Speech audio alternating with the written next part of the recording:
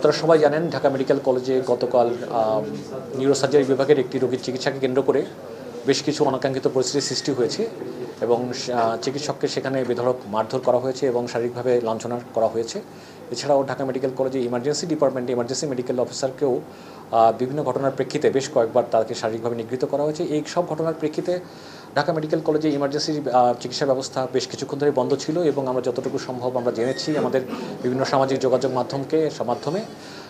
তো আমরা আসলে আমাদের সীমিত আমরা এখন পর্যন্ত খুলনাতে, যেটা আপনি জানতে চেয়েছেন, খুলনাতে আমরা এ ধরনের কোনো সিদ্ধান্তে আমরা পৌঁছইনি এবং খুলনা মেডিকেল কলেজ হাসপাতালে এখনও স্বাভাবিক অবস্থা বিরাজ করছেন। সকল চিকিৎসক তার ক্ষেত্রে চিকিৎসা ব্যবস্থা প্রদান করছেন। যদিও আমাদের বিশেষ কারণে আমাদের মনোকষ্টের কারণ রয়েছে, আমরাও এই বিষয়টা নিয়ে প্রচণ্ড ব্যথিত। বিশেষ করে চিকিৎসকরা যখন চিকিৎসা সেবা দিতে গিয়ে নিগ্রহের শিকার হয় তখন আমাদের আসলে মন ভেঙে যায় এবং আমরা আসলে কিছুটা অসহায় বোধ করি এই কর্মক্ষেত্রে আমাদের চিকিৎসা সেবা প্রদান করার ক্ষেত্রে।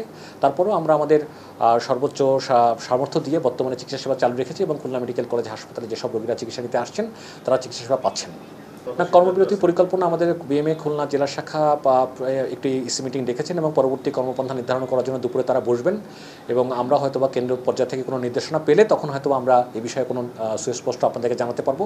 তার আগ পর্যন্ত আমাদের এই মুহূর্তে কর্মবিরতি কোনো সিদ্ধান্ত এখন পর্যন্ত আমরা নিতে পারিনি।